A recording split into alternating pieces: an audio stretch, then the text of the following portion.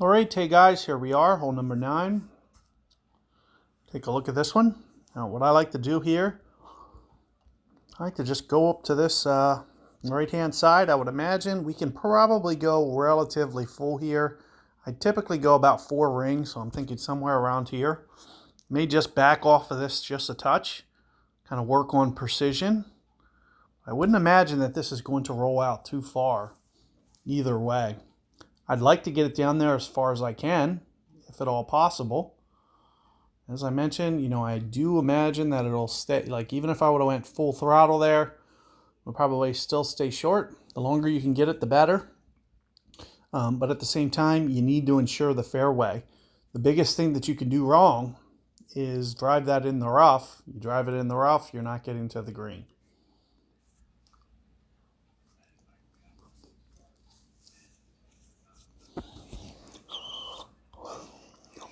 Now, one of the things that you'll see is with the angle that I created, I'm going to have a relatively straight needle. This is more or less what we want.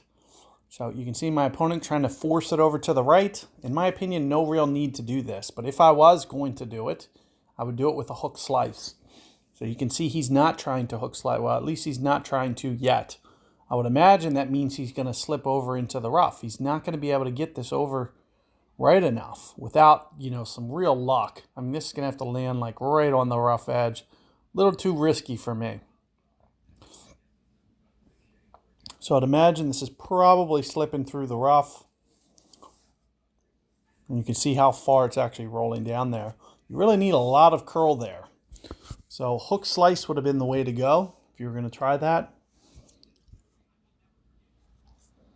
So here you can see up towards max. I'm probably going to try to land into max just a little bit.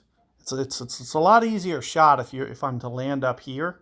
What is this, about 10 rings down, give or take? Full backspin, more or less. If I can get it to land here with some curl, it's going to be much better. So I'm almost just going to try to visualize that spot up there. Maybe pull back just a little. You can see that I'm kind of pulling up back in this fashion. And I'm hoping that I land down here with the curl. That's more or less what you're going to see that I'm trying to do. +9, somewhere in here. Keeping in mind that I'm going to be landing up in here. So let's give this a whirl. Perfect ball.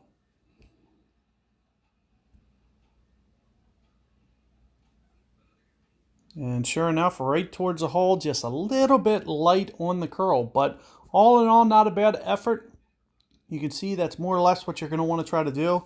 Very safe, straightforward. Definitely highly recommended. Good luck with your rounds, guys. If I could give you guys some advice, you may want to check out Expert. I always kind of enjoy the Expert setup a little bit more. The higher wins kind of help you get to certain spots that you might not be able to do otherwise in Pro. Not to mention, you'll be able to get things like Cataclysm, Apocalypse, Spitfire from your tournament chests. You're never going to be able to get those cards if you don't upgrade. So the sooner you can get out of Pro, the better. I try to play, ideally in a perfect world, I play 1 tournament in Rookie, 1 tournament in Pro, then the rest of my careers in Expert and Master. So these are the type of things that you guys want to be thinking about, but you got to up that skill knowledge, make sure that your bankroll's good. And as long as you do all things good, you'll have the bankroll and you'll be able to start going into those experts. That way you can start winning those better tournament rewards as well. Even in the top 10, you can still get those Apocalypse cards. I can't even earn Apocalypse or any of those club cards. The best that I can win is my Thor's Hammer in Pro. So the sooner that I can kind of leave this division, the better. That's what you always want to be thinking about. Good luck with your rounds. Check out those expert guides so you can start kind of learning about that. And, good luck out there.